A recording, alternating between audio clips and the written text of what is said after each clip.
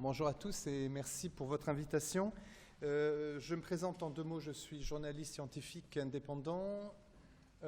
J'ai travaillé pour pas mal de quotidiens avant aujourd'hui de me mettre à mon compte et d'écrire principalement des ouvrages d'investigation dans les domaines de l'agriculture et les domaines de l'environnement. Donc cette présentation fait suite à une enquête que j'ai commencée dans les années 2007 et que je poursuis de temps en temps. Et on a, en fait, pour ce livre qui est sorti en poche l'année dernière, j'ai remis un peu à jour un certain nombre d'informations. Et ce qui est peut-être intéressant à pointer, c'est qu'entre 2009 et 2015, il y a relativement peu de choses qui ont évolué du point de vue de l'état des colonies et de ce problème du dépérissement. Bon, vous allez voir qu'il y a des choses qui ont bougé, évidemment, mais globalement, les choses ne se sont pas réellement arrangées. Donc je me suis posé deux questions. Est-ce qu'il y a un déclin? Ce n'est pas parce que les journalistes vous le disent qu'il faut les croire. Et quelles peuvent en être les causes? Alors, je vous fais un rappel rapide parce que je vais vraiment passer vite, parce que ça, on vous en a largement parlé, qu'il y a une espèce sur laquelle les médias se focalisent, c'est Apis mellifera, mais il y a un grand nombre d'espèces, et Bernard Vessière vous a montré tout à l'heure toute l'importance des espèces sauvages au niveau de la biodiversité, mais aussi au niveau des productions agroalimentaires. Il y a entre 19 et 20 000 espèces d'apoïdes dans le monde, un peu plus de 900 espèces en France, 977. Vous voyez les chiffres, je passe rapidement. En Amérique du Nord, sur ce qui était du déclin des abeilles sauvages, on avait eu une première alerte dans les années 2006 qui avait été relativement importante, puisque sur la NRC, qui est le National Research Council, qui est une grosse institution, avait pointé sur toute l'Amérique du Nord, Amérique centrale, Amérique du Nord, un déclin à peu près sur tous les groupes d'animaux pollinisateurs malgré des fluctuations, les tendances étaient relativement nettes. En Europe, j'ai fait une sélection parce qu'il y a quand même maintenant pas mal de données. On a des données sur les bourdons, vous les voyez. On a des données également plus récentes sur des abeilles européennes. Mais tout ça, je passe parce qu'on aura peut-être plus de discussions sur la deuxième partie qui me semble plus importante à développer. Également, donc une publi qui avait fait grand bruit dans le milieu et que vous connaissez très certainement de Biesmejer, qui était assez significatif sur deux pays, Grande-Bretagne et Pays-Bas, qui avait comparé l'évolution des populations de pollinisateurs, d'insectes pollinisateurs et de populations de plantes pollinisées. Et on voyait des concordances qui étaient fortes, avec quelques éléments que je vous ai mis. Également, des éléments sur la menace climatique sur lequel je reviendrai tout à l'heure, où on n'a pas énormément de données, mais enfin ça commence à tomber, si j'ose dire. Et on a, par exemple, sur ce groupe de bourdons, une publi relativement récente de l'année dernière qui a été publiée donc, dans Science sur un groupe de bourdons et qui montre une réduction en fait, du territoire de développement de ces bourdons. On a évidemment plus de données sur Apis mellifera parce qu'elle a focalisé l'intérêt de nos apiculteurs et puis des productions végétales. Quand j'ai commencé mon enquête, en fait, on me disait dans le milieu que 5 à 18% de perte d'effectifs d'une année sur l'autre, c'était une situation relativement normale. Vous imaginez que si je change de casquette, c'est-à-dire je ne suis plus apiculteur, mais je suis éleveur de porcs ou de vaches laitières ou à viande, personne considérera tout à fait normal de perdre chaque année 5 à 18% de ses effectifs, et on aurait des manifestations absolument de toutes les préfectures et une mobilisation des pouvoirs publics qui serait très certainement beaucoup plus soutenue. Mais là, on ne parle pas du 5 à 18%. Si on a vraiment parlé de déclin ou de perte, bon, il faudrait revenir un peu sur les termes et mieux les définir. Mais cette idée du déclin ou cette idée de perte, ce n'est pas forcément de la mortalité pure, je m'empresse de vous le dire d'emblée, c'est vraiment un problème qui peut perturber durablement une colonie, voire l'amener à sa disparition. Il y a tout un gradient comme ça, et ce qui est intéressant, c'est de prendre en compte la mortalité pure, mais aussi les perturbations, et notamment des perturbations comportementales qui vont avoir un impact sur la reproduction et sur les productions d'une colonie, Apis mellifera en l'occurrence. Donc là, on est bien au-delà de 10%. Également, j'avais regardé les statistiques à l'époque, mais il y en avait très très peu, au niveau du ministère de l'Agriculture, sur l'état, ce qu'on avait au niveau des statistiques, il n'y avait quasiment rien, et il a vraiment fallu attendre un travail collectif, notamment des ADA, les organisations de développement de l'apiculture, et puis l'ITSAP, qui est l'Institut de l'abeille qui est rené de ses cendres, pour commencer à avoir des données un peu plus robustes sur l'évolution des cheptels, notamment en France. Alors là, je vous donne quelques données je vous ai collecté quelques données au niveau des pertes hivernales. Vous voyez que malgré une situation préoccupante, on le dit peu souvent, on a quand même divisé par 2 en moyenne ces pertes. Donc on est à peu près passé de 30% à 15%. 15%, ben voilà, ça reste important, mais voilà, on peut penser qu'il y a un petit mieux, mais avec beaucoup de variabilité, là encore, de variabilité au niveau local, au niveau des colonies, des ruchers, au niveau des saisons, des années.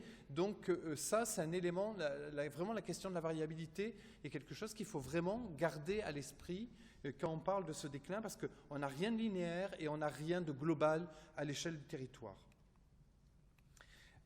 Forte donc disparité, je vous donne juste un exemple de cette fameuse étude des ADA sur laquelle d'ailleurs je reviendrai tout à l'heure. Entre Midi-Pyrénées et Alsace, vous voyez les différences, elles sont quand même énormes, puisqu'on est passé de 60 à peu près 8-7% en Alsace. Donc on a eu une grosse baisse de pertes, mais c'est exactement l'inverse qui s'est passé en Midi-Pyrénées, puisqu'on est passé de 23 à 35%. Autre chose, nouveauté dans l'affichage en fait, des données, des pertes aussi en pleine saison. Là, c'était très très mal répertorié, et là, on a des données, notamment voilà, qui ont été collectées par les ADA et l'ITSAP, qui nous montrent qu'il y a des pertes importantes en pleine saison, donc de butinage. Et donc pas à la sortie de l'hiver, et où on peut penser que l'impact, notamment des pesticides, mais on y reviendra, est en pleine saison beaucoup plus important qu'en sortie d'hiver, même si elles peuvent être importantes par les matériels qu'elles ont collectés avant la mise en hivernage. En Europe, les pertes sont en gros supérieures à 20%, avec un gradient sud-nord, c'est-à-dire qu'au sud, elles sont moins importantes qu'au nord de l'Europe, pour des raisons très sensiblement climatiques. Et ça, c'était les données, voilà. Bon, je ne reviens pas en arrière, je me suis...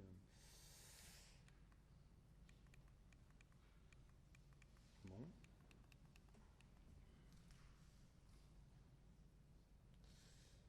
Désolé, manip que j'aurais pas dû faire.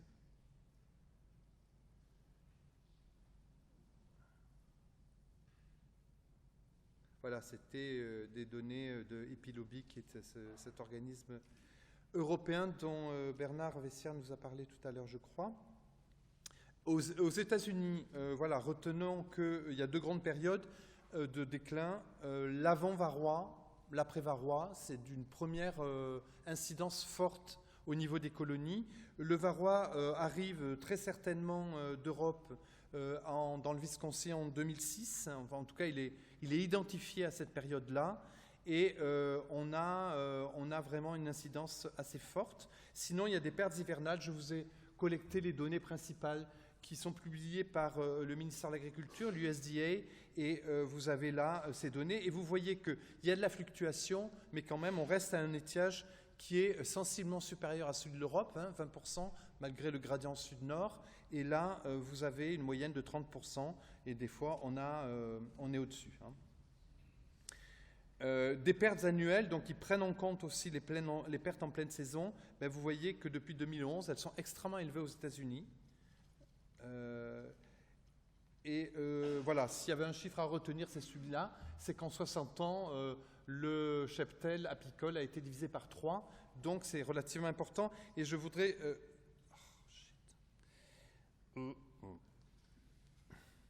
Je voulais juste vous montrer, il faut vraiment être vigilant. La carte, voilà.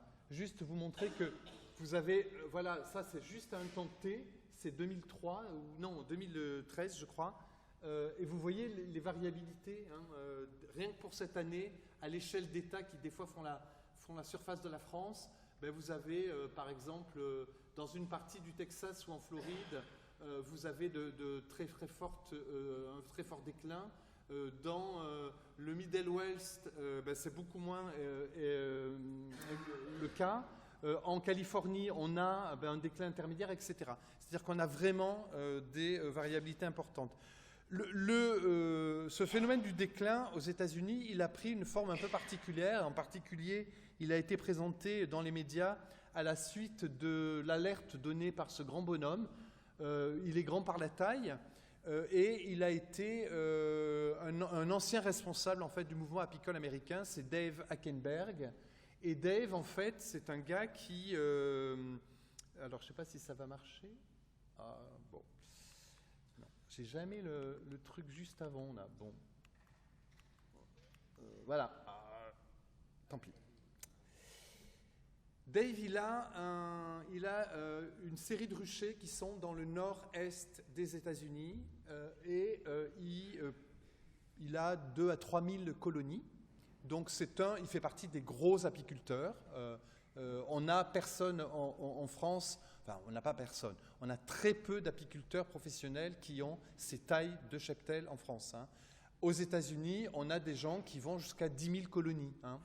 Mais ça reste quand même une minorité. La grande majorité, c'est comme chez nous, c'est-à-dire ce sont des gens qui sont pas des professionnels, sont des amateurs et ont plutôt quelques dizaines de colonies. Bon, cette parenthèse, je la referme en vous reparlant de Dave. Et Dave, donc, il s'amuse en quelque sorte à trimballer ses ruches toute l'année aux 4 coins des États-Unis, parce que lui, il vit de contrats de pollinisation, donc il amène ses ruches pour polliniser auprès de cultivateurs, et notamment en Californie et en Floride.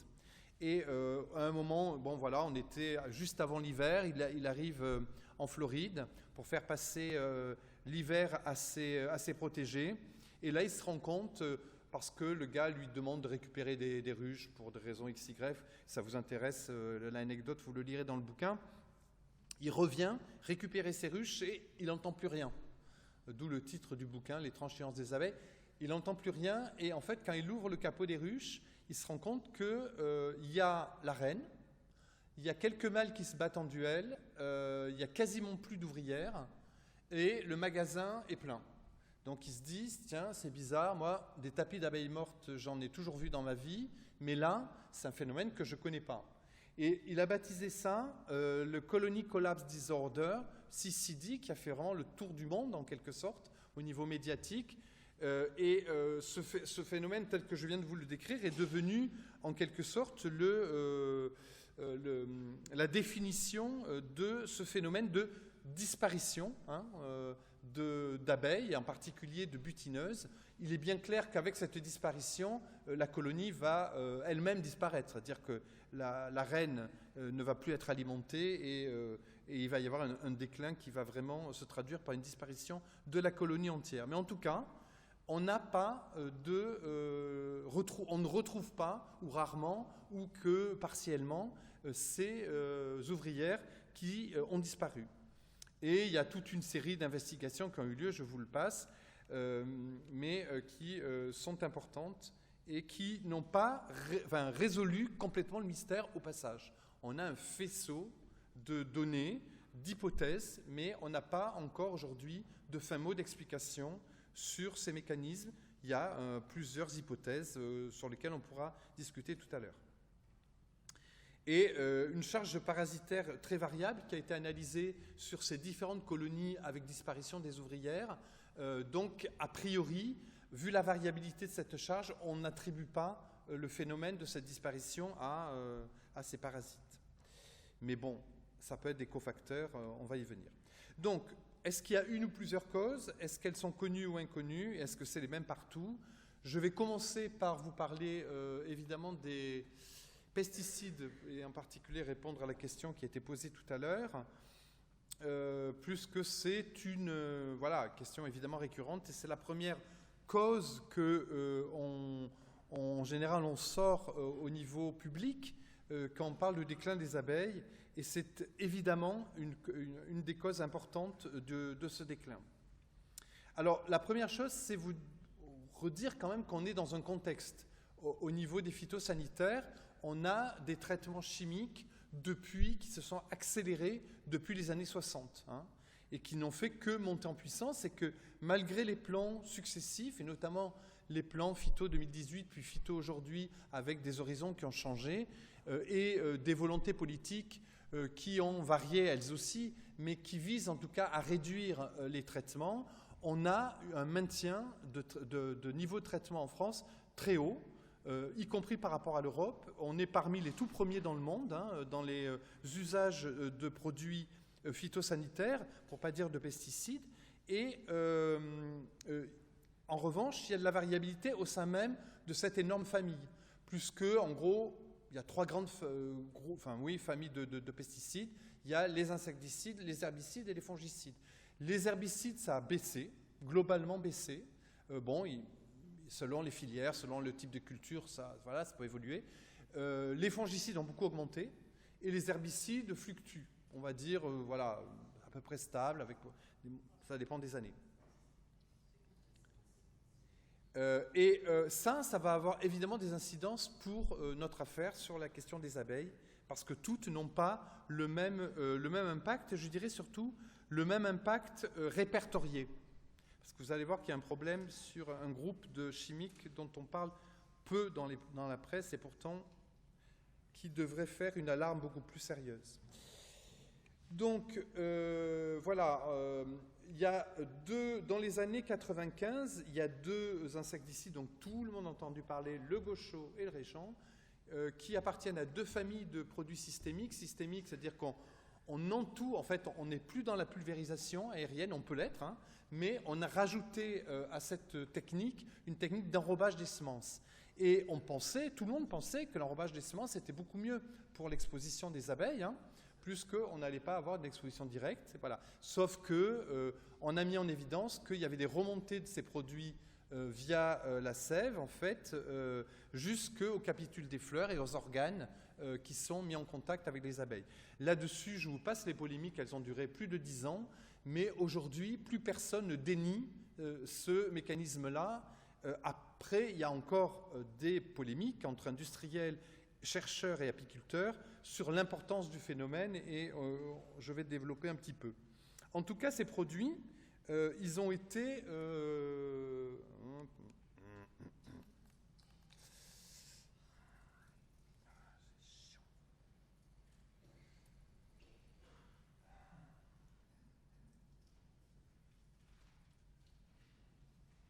Ces produits, ils ont été suspendus relativement tôt en France. Entre 1999 et 2004, gaucho et régent ont disparu sur tournesol et maïs. On les connaît sur d'autres usages, notamment céréales, maraîchage et herbaux, pour une partie d'entre eux, mais voilà. Il y avait d'autres pommes de discorde qui, entre-temps, sont apparues. Le fameux Cruiser, je vous passe rapidement, notamment sur colza. dont on a mis en évidence des effets perturbateurs pour l'abeille. Voilà, en 2012. Le protéus dont on a moins parlé et pourtant qui est problématique, également sur colza, qui, voilà, en synergie avec une autre molécule entre le cyclopride, qui est un néonicotinoïde, donc de la même famille que le gaucho, et puis la deltamétrine, qui est beaucoup plus ancien, eh bien, on a un effet de synergie qui, semble-t-il, est nocif pour l'abeille. On a d'autres phénomènes qu'on a pu, avec le temps, dont on a pu mettre en évidence des effets nocifs. Par exemple, on a toujours dit qu'il n'y avait pas de problème sur les céréales. Eh bien, ce n'est pas si vrai parce que les abeilles ne viennent pas sur les céréales pour récupérer du nectar ou je ne sais, mais elles viennent, par exemple, pour la guttation, c'est-à-dire récupérer en fait de l'eau au collet des épis. Et quand il y a eu des traitements, eh bien, cette eau est contaminée et donc on a des phénomènes d'exposition. Ça a été mis en évidence par une équipe italienne en 2009. Il y a également très récemment une série de communications aux journées techniques de l'ITSAP, la dernière en février, qui a montré qu'on avait des abeilles qui venaient sur les vignes et sur les vignobles et que là, on avait évidemment des phénomènes de contamination. Elles venaient directement sur les vignes et elles venaient aussi sur l'interrang, puisque vous savez qu'il y a des nouvelles pratiques de laisser des bandes enherbées entre les rangs et que quand vous avez des traitements phytosanitaires sur la vigne, eh bien, les interrants, en général, en récupèrent également. On n'est pas toujours aux mêmes périodes de floraison, il n'empêche qu'à l'arrivée, on a des problèmes sur les populations d'abeilles. Et par exemple, l'ADA de Provence, comme l'ADA du Languedoc-Roussillon, donc deux régions de forte viticulture, font état de gros problèmes sur des colonies qui sont près des vignes. Donc là, par exemple, il y a sans doute un travail à faire de concertation avec les viticulteurs, ce qui n'a pas encore eu lieu. Des données de laboratoire, je passe rapidement parce que hier, je pense Axel de Courty a dû très largement vous le présenter, nous montrant qu'il y a eu beaucoup de travaux et de méthodologies mises en œuvre pour prouver ces effets nocifs, qui encore une fois sont moins des effets létaux aux doses que l'on retrouve dans les capitules des fleurs et qui sont, pour lesquels les abeilles sont exposées, que des effets sublétaux de perturbation, vous le voyez, donc sur l'apprentissage, la nourriture, la communication, l'orientation, la reproduction. Ça a été bien mis en évidence. Et là encore, il y a peu aujourd'hui de personnes pour le contester. Effet plus nouveau, des phénomènes de synergie et de potentialisation qui sont vraiment des mécanismes pas si nouveaux que ça, mais dont on parle de façon plus récente et qui surtout ouvrent, c'est vraiment la boîte de Pandore. C'est-à-dire que là, il y a des groupes de chercheurs qui ont commencé à relever un voile qui ouvre toute une série de discussions très compliquées et douloureuses pour les producteurs de produits, parce que vous imaginez bien que quand on évalue produit par produit une molécule qu'on va mettre sur le marché, là, quand on évoque ces problèmes de synergie et de potentialisation, on échappe en quelque sorte à ces méthodes d'analyse produit par produit. Je vais y revenir tout à l'heure sur des avancées sur les tests. Phénomène de synergie et de potentialisation, je pense que Axel a dû vous en parler hier, c'est l'idée de se dire on n'a plus forcément un effet de une dose, un effet. On peut avoir pas d'effet ou peu d'effet, mais avec une exposition conjointe avec un autre produit, on a tout d'un coup l'apparition d'un effet, alors que pris séparément, il n'y avait pas d'effet perturbateur, ou un effet qui peut se décupler par rapport à un effet de produit pris séparément. Également, des synergies entre des produits toxiques et des parasites ou des maladies. Ça a été mis en évidence notamment avec Nosema Serranae à l'INRA d'Avignon. Les travaux précédents d'ailleurs, il y a beaucoup, le groupe de l'INRA d'Avignon est un groupe auquel Bernard est partie prenante. Et il y a des groupes qui travaillent en toxicologie dans le centre où Bernard Vessière est présent, qui bossent depuis des années sur ces aspects-là, avec des écologues, avec des toxicologues, et il y a vraiment un travail remarquable qui est reconnu au niveau international maintenant. Et il y a eu également donc une mise en évidence de synergie entre des produits et par exemple Nosema Serranae dont je vais vous parler, qui est un micro-champignon et qui peut poser problème. Alors ça, juste voilà, ça c'était une donnée de l'ACTA qui montrait des problèmes d'effet sur les retours à la ruche d'un certain nombre d'abeilles d'Apis mellifera, de butineuses, et on voit bien là que selon les doses, on avait des effets par rapport au contrôle qui étaient clairs. À 0,3 sur la DL50, eh bien, on avait un problème de retour du nombre d'aller-retour qui était bien moindre que par rapport au groupe de contrôle. Bon, c'est un exemple. Il n'y a pas d'effets donc létaux comme je vous l'ai dit. Ce que je voulais juste dire, c'est qu'il y a eu une publi qui était intéressante, publiée l'année dernière dans Nature par des équipes suédoises et qui ont démontré sur 8 sites du sud de la Suède des effets délétères des fameux néonicotinoïdes, Gaucho et compagnie, Cruiser, etc., sur un produit, un néonicotinoïde qui est le nom de marque, c'est Elado, qui est à base de clocyanidine et de pyréthroïde, donc qui est deux produits différents, de familles différentes, et sur deux espèces de pollinisateurs sauvages cette fois-ci. Donc c'était sur une osmie et puis sur un bourdon terrestre. Il y avait problème de reproduction, de direction et d'alimentation.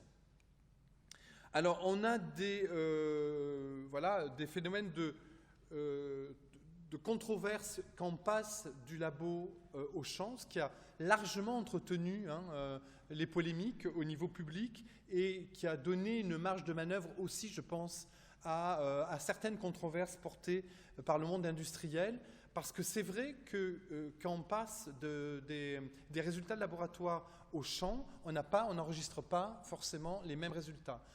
Pour faire court, il y a plusieurs explications à ça. C'est qu'on a des distributions aléatoires des abeilles et des concentrations chimiques, évidemment, quand on est au champ. On ne les tient pas en laisse comme on peut les tenir en laisse, si j'ose dire, en laboratoire.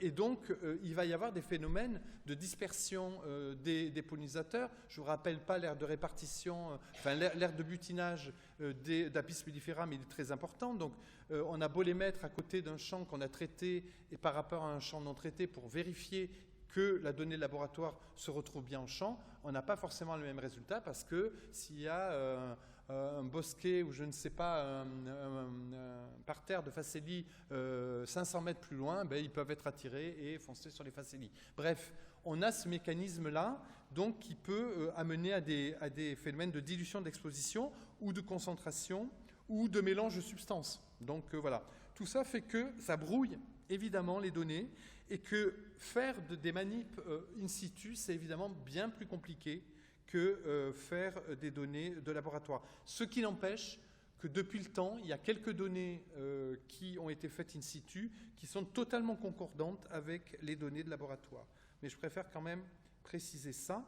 Enfin, les éléments nouveaux, c'est aussi des suspensions que vous connaissez tous au niveau de l'Union européenne, partez notamment par la France de 4 produits, dont 3 néonicotinoïdes, le Gaucho, le Poncho et le Cruiser, plus le Régent, qui est d'une autre famille, qui est les fipronil, notre famille chimique, mais qui sont des neurotoxiques puissants, et ils ont été suspendus depuis fin 2012. Alors, on est en pleine période de révision de cette question de la suspension, de ce moratoire-là. Pour l'instant, il n'y a pas le même point de vue de tous les pays, il faut le savoir, mais tant qu'il n'y a pas d'accord au niveau européen, normalement, ce moratoire se maintient. Mais par exemple, le Royaume-Uni a décidé que il pouvait s'en affranchir. Bref, il y a des points de vue différents en Europe sur le sujet. Et de toute façon, ce moratoire ne portait pas, je m'empresse de vous le dire, sur toutes les plantes de traitement, mais sur un groupe de plantes, sur tournesol, colza, maïs, coton et blé d'été. Donc les blés d'hiver, les arbres fruitiers, les maraîchères, les vignes, rosiers et plantes d'intérieur qu'on pouvait continuer à être traités. Il y a, et ça ne vous a pas échappé, il y a eu un vote le 18 mars dernier à l'Assemblée nationale qui prévoit la suppression de tous les néonicotinoïdes, absolument tous, pour 2018. Au 1er septembre 2018, ça représente 7 matières actives et une centaine de produits. La messe n'est pas dite, c'est pas parce que les députés l'ont voté que ça rentrera en application. D'abord parce qu'il y a déjà des contestations, évidemment, d'industriels sur le sujet qui le portent au niveau européen. On est en train d'expliquer aussi que c'est contradictoire avec des réglementations européennes, donc la messe n'est vraiment pas dite. Et je vous rappelle juste qu'il y avait une opposition du ministère de l'Agriculture sur le sujet. Vous avez peut-être suivi ça dans la presse, au nom notamment d'un certain nombre d'arguments qui vaut d'être discuté, ou en tout cas être pris en compte. Le premier, c'est qu'il arguait du fait qu'il y avait un manque d'alternatives efficaces et inoffensives pour l'environnement, en supprimant tous les néonicotinoïdes. Moi, je considère que c'est faux et c'est vrai à la fois. C'est faux parce qu'il y a des produits, il y a des méthodes qui existent, mais elles ne sont pas forcément de la même niveau d'efficacité que ces produits chimiques. Donc la conclusion, ça serait vraiment, me semble-t-il, de rendre beaucoup plus efficiente la recherche et développement sur ces alternatives, qu'elles soient de produits non toxiques ou qu'elles soient surtout de méthodes agronomiques et de parcours et d'itinéraires qui soient plus durables pour tout le monde. Le deuxième argument, c'était de dire si on supprime tous les néonicotinoïdes, on va revenir à des produits encore pires. Alors, encore une fois, je dirais que c'est vrai et c'est faux. Vrai parce que, comme je vous le disais tout à l'heure, on va être sur la pulvérisation. Donc, effectivement, le contact, enfin le niveau d'exposition peut être beaucoup plus direct, mais ça serait faire oublier que les systémiques n'étaient pas simplement par enrobage, mais on pouvait également avoir de la pulvérisation. Donc là, c'est match nul. Et enfin, il n'y a pas pire famille quand même au niveau toxique que ces neurotoxiques néonicotinoïdes. Donc ça, c'est la partie évidemment que moi je conteste. Et enfin, le dernier argument qui me semble tout à fait juste du ministère, qui était de dire qu'on créait une concurrence déloyale pour nos agriculteurs par rapport au reste de l'Europe, parce qu'évidemment, on pouvait se retrouver avec des voisins qui, eux, peuvent continuer à utiliser ces produits, alors même que ce n'était pas le cas en France. Et donc, le débat doit se déplacer aussi à l'échelle européenne. En tout cas, c'est mon point de vue. On pourra évidemment en reparler. Juste pour vous dire également qu'aux États-Unis, il y a eu une suspension par l'EPA, qui est le ministère de l'Environnement, qui donne les autorisations aux États-Unis des nouveaux produits. Il y a une suspension de tous les nouveaux nicotinoïdes. En tout cas, ça a été annoncé l'année dernière par l'administration Obama. On verra si ça c'est efficient pour les prochains produits, mais qui ne couvrent pas ceux qui sont déjà aujourd'hui à l'œuvre. Alors, je voulais vous parler de la fameuse enquête de la DAITSAP de 2014. Vous me dites, quand 5 minutes ? Ouf. Bon. Alors, je vous laisse lire. Je ne commente pas trop.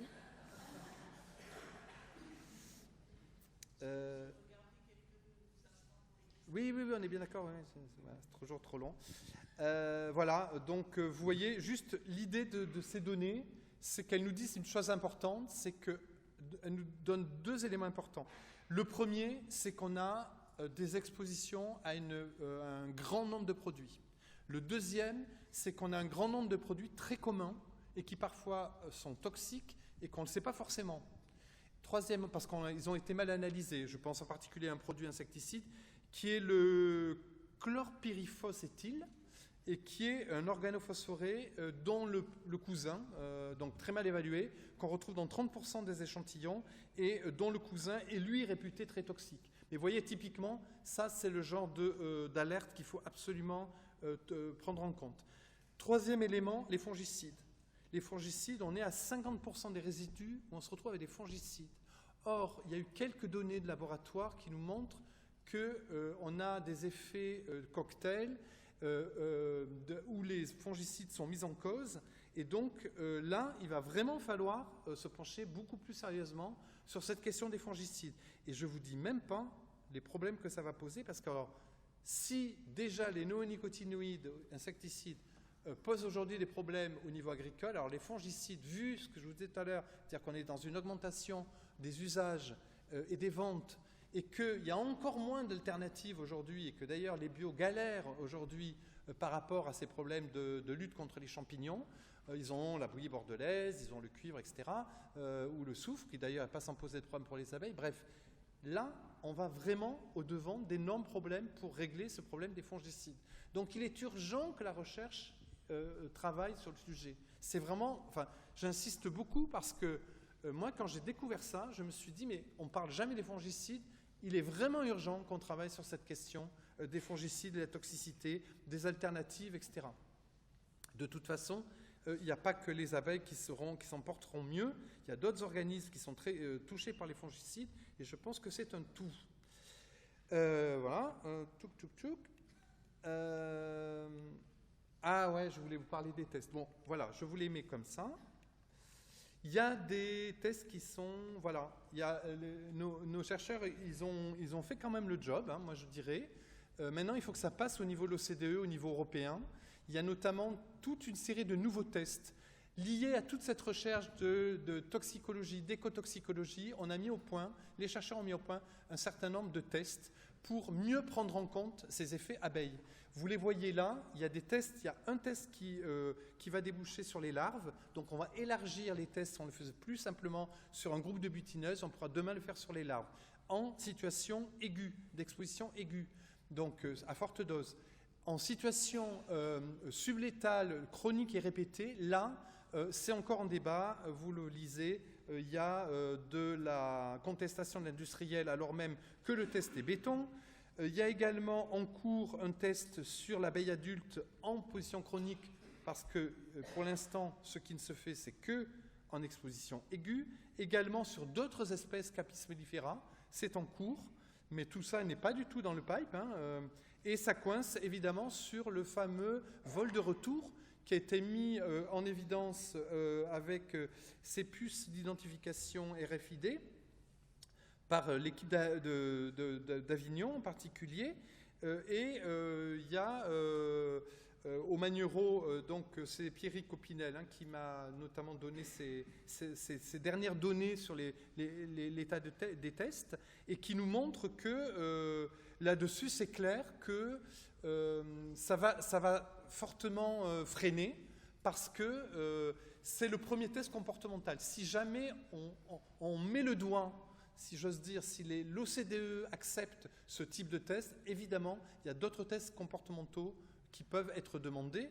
Et là, c'est une levée de bouclier des industriels par rapport à ce type de test, vous pouvez l'imaginer. Je ne veux pas quand même finir, bon, je passe, tant pis, il y avait des problèmes sur également les traitements des apiculteurs, il ne faut pas les oublier, parce qu'ils se retrouvent non seulement, je dirais, victimes d'un certain nombre de produits, mais ils utilisent eux-mêmes des produits qui soit sont peu efficaces, sont en petit nombre. On n'a plus qu'en gros l'apivare, une substance homologuée qui est à peu près efficace, pas partout, et qui aujourd'hui va perdre son efficacité, enfin finira par perdre son efficacité. Et en plus, on a des produits qui posent des problèmes de toxicité par rapport à l'abeille. Et y compris même, je dirais, chez les bio. On a mis en évidence, par exemple, des problèmes sur les thymol. C'est peut-être mieux que d'autres produits, mais il n'empêche, ça s'accumule dans les cires. Et il y a eu une équipe de Toulouse et d'Albi qui ont mis en évidence des effets sur l'abeille qui n'étaient pas terribles. Je passe. Je passe également sur les pratiques. Je vous ai vaguement fait une allusion avec le Dave Hackenberg. Vous voyez, il fait... voilà, lui il est par là, Pennsylvanie, il va en Floride, il passe en Californie. Ça fait des milliers de kilomètres avec ces ruches vous l'avez vu à la télé, tout ça, je passe. Et notamment le fameux, la vallée terrible de la mort. de la mort californienne avec les problèmes de pollinisation des vergers d'amandiers, où on fait venir parce qu'il n'y a plus assez d'abeilles, il faut faire convoquer toutes les abeilles en même temps pendant 15 jours, et donc on fait venir des abeilles d'Australie. Et tout ce beau monde avec ces maladies se mélange, tout le monde repart dans l'autre sens, bref, voilà. Alors, voilà, varroa destructor, c'est évidemment un facteur très important. Il n'y a pas que les pesticides, je m'empresse de vous le dire, je vais aller très très vite. Varroa destructor, donc c'est un acarien, merci. Vous le voyez, c'est une grosse bestiace quand même. Vous le voyez sur une abeille. Là encore, bon, très peu de produits, je vous l'ai dit. Très peu d'engagement aujourd'hui du monde industriel qui considère, à raison ou à tort, mais en tout cas qui considère et qui n'investit pas parce que c'est un secteur trop étroit du domaine vétérinaire. Et donc c'est clair que ça se porte aujourd'hui à l'échelle européenne, mais il faut quand même savoir que le monde de la recherche n'est pas resté inactif depuis 20 ans, depuis les années 80 où ça se pose. Il y a beaucoup d'équipes qui bossent sur le sujet. Malheureusement, il y a eu pas mal d'essais sur différents types de molécules. On a screené énormément de molécules phyto, de plantes. Et là, pour le coup, il n'y a rien qu'à donner pour l'instant. On a bien eu un groupe de Bovaria, une bactérie qui donnait des bons résultats, mais dès qu'on est passé du labo à la ruche, ça n'a plus rien donné, il n'y avait plus d'efficacité. Bref, on est dans des impasses là sur le traitement varroa. Et il faut quand même savoir que varroa, outre que ça pompe l'hémolymphe, le sang des abeilles, ça lui inocule des virus. Le lien entre virus, donc c'est comme vous, on vous pompe du sang, on vous affaiblit, on vous balance un virus dessous, vous tombez malade en gros. Voilà. Mais le phénomène est à peu près le même. Et si en plus je rajoute la troisième strate, qui est la strate des pesticides, il est clair que ce fameux cocktail pesticides, varroa et virus est sans doute délétère. Je ne vous ai pas dit grand-chose sur Nosema ceranae, juste pour vous dire qu'on en a beaucoup parlé dans les années 2000, quand ça a été mis en évidence par l'Espagnol Mariano Higues. Et depuis, on en parle moins. Pourtant, l'Espagnol nous continue à nous dire attention, attention, moi j'ai des mauvais résultats. Au niveau du reste de l'Europe, ce n'est pas flagrant. On pense qu'il y a des différences au niveau climatique sur les souches, de différences de souches également. Bref, mais par contre, ça pourrait être un cofacteur à ne pas négliger. Et Nosema ceranae nous a habitués à quelques mauvaises surprises. Donc, n'enterrons pas trop le problème de Nosema ceranae, en tout cas pas trop vite. Voilà. Voilà. On va s'arrêter là parce que... Ah, frelons, tout le monde veut savoir frelons. Voilà. En général, les frelons, ça intéresse tout le monde. Voilà. Juste pour vous dire que cette bestiole qui donc est arrivée dans les années 2000, voilà, 2001, 2004, oui, selon les... Voilà. Mais en gros, qui vient, on dit d'un groupe, on pense qu'en fait, il y a plusieurs arrivées, mais il y en a un qui a été clairement identifié, à côté de Bordeaux et Lot-et-Garonne. Et vous voyez qu'on dit qu'à partir d'une seule femelle et de fécondée par quelques mâles, on a pu coloniser la moitié du territoire, l'Espagne, l'Italie, la Belgique, l'Allemagne, etc. Il y a sans doute plusieurs vagues. Bon. On est un peu au début de l'histoire sur la compréhension du mécanisme vraiment la bonne compréhension du mécanisme d'invasion de ce frelon et surtout des effets sur les abeilles. On sait qu'elle boulotte les abeilles, il n'y a pas de souci, ça on a bien compris. Mais simplement les alertes d'un centre d'apiculteurs relayées par Internet pour, notamment là, vous avez vu il y a quelques mois, faites vous-même vos pièges, etc. Surtout, faites pas ça, quoi. Surtout, suivez pas ces bêtises qui sont sur Internet de façon trop hâtive, parce que quand vous allez commencer à faire ces pièges, c'est le meilleur moyen pour piéger plein d'espèces qui ne sont pas du tout que, ou et, des fois jamais d'ailleurs, du frelon asiatique. Donc vraiment, soyez relativement patients. Il y a quelques pièges qui sont un peu plus spécifiques et surtout, il y en a un qui est en préparation à partir de phéromones du frelon qui là sera beaucoup plus spécifique pour protéger non pas vos campagnes, parce que ça n'a aucun sens, mais effectivement un certain nombre de ruchers. Là, ça peut se justifier pour protéger les colonies. Mais encore une fois, il faut que ce soit du spécifique. Quant à vouloir piéger Urbi et Torbis, c'est totalement débile mental, ça. Et franchement, ça ne marchera pas, et on va faire beaucoup de dégâts au niveau écologique et des populations. Voilà. Voilà, et là, je m'arrête. Excusez-moi.